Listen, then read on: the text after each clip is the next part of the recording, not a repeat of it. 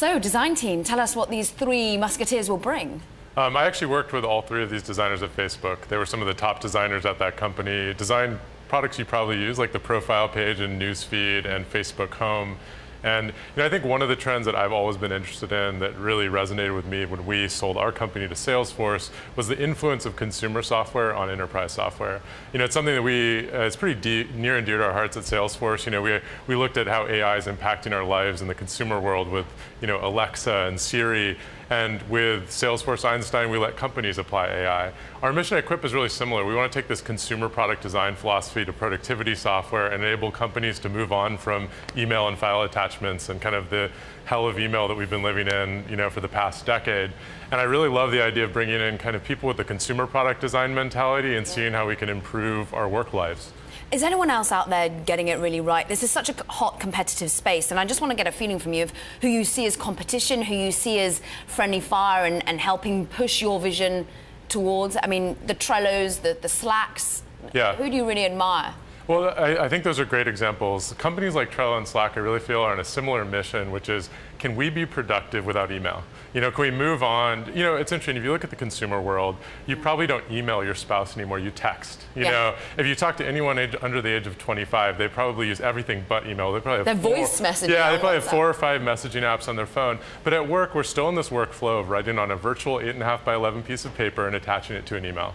And I do believe, I've obviously sort of drank in the Kool-Aid at Quip, but I do believe there's a better way of doing things. And I really think that companies like that, I really feel sort of we're on a mission together to kind of prove to the world that this is actually a mainstream trend, that we're actually going to move on from email and the traditional Office suite to something better. And I really feel like they're allied in that. And I sort of look at us as trying to kind of show businesses through results that there is a better way of being productive. Do companies such as yours have to be bought up by bigger players that then can ease the concerns of the IT teams within companies that are a bit worried about these new startups coming into their IT it certainly helps. One of the great parts about Salesforce, I don't know if you were here when Dreamforce happened, when hundreds of thousands of people takes over. I think that reflects the fact that people view in Salesforce, they're not buying a product, they're really entering a partnership, a company that will help them innovate. When, if you look at the way, the iPhone was invented less than a decade ago.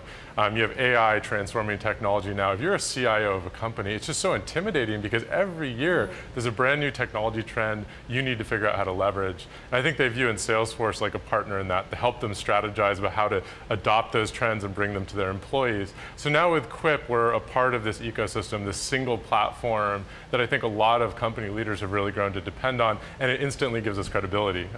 People look to Salesforce as that leader, and that has helped open the door.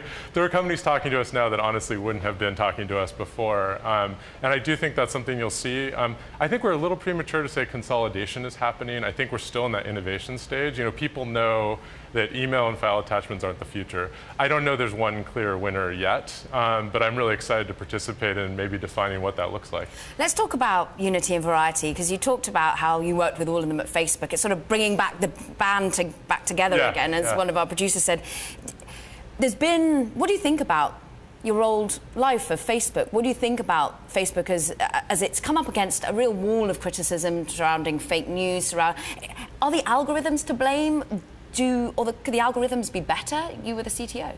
Yeah, so this is a really nuanced problem. I look at things like fake news, abuse. They're really nuanced problems because you can't just slap an algorithm on and solve a human problem. As we've seen, there's fake news, which is obvious, and then there's really, really biased news. And where is that line drawn? And it's not a black and white line. And I think the reason why this is a really meaningful controversy, I think, is just indicative of the influence of these social platforms on our lives. And you look at the American election that just happened, and it was really defined by Twitter and Facebook. And I think these companies are just grappling with what that means. And what combination of automated and algorithmic solutions can we apply to make sure people are better informed? And then how do you adopt the social element of that? Because this is a social network, there's humans involved. And I think it needs to be a combination of sort of the policy and sort of social changes within these platforms and technological changes. But I think it's going to be really complicated because I do think a lot of these things are gray areas. It's very easy to hold up the black and white example examples and I think trivialize what is a very complex problem. Talking of policy and talking of, you just mentioned Twitter and Facebook define this recent election. We have the administration coming in on Friday, the inauguration. You generally glass half full or glass half empty about the new administration? You know, I think right now it's really hard to predict, what policy changes will come with a new administration. So we're just trying to remain optimistic and focus on the things that I think are sort of shared as sort of policies and priorities of the government. For example, we're the cloud company at Salesforce. There's a huge number of federal agencies that want to move off their on-premise legacy solutions to the cloud. That was happening during Obama's administration. It's going to happen during Trump's. So we're just looking for the places that we can partner to modernize our government, modernize our infrastructure, where we can really help contribute to making our government more efficient. It's fascinating the way in which the new president-elect uses a company you're on the board of to communicate with the world.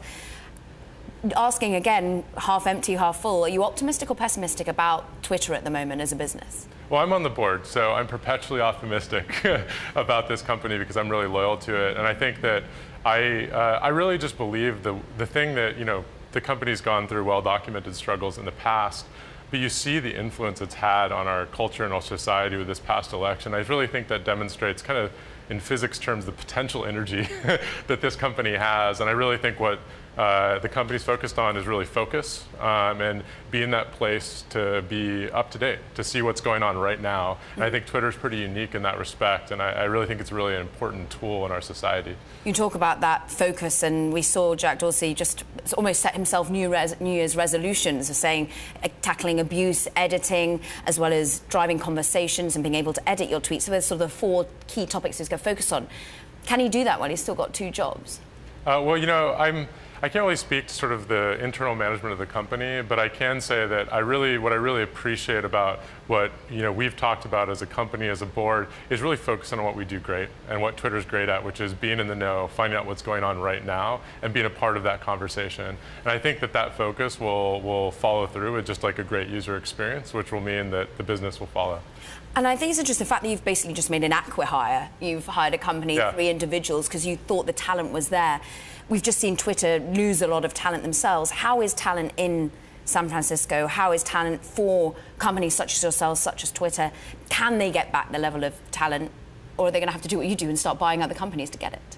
Well, when an employee, especially an engineer or a designer, is choosing where to work, there's a few factors. There's, money and stock options and all the things we write a lot about. But there's also a mission. How do I derive satisfaction in what I'm doing every day? And it's interesting because the company I work for, Salesforce, the company I'm on the board of, Twitter, very, very mission-driven companies. And, I think that's why those types of companies are able to attract such high-quality employees. And I do think that Twitter, more than most companies, will be able to endure some hardship and still retain the great talent because their mission is so important and the product's so important.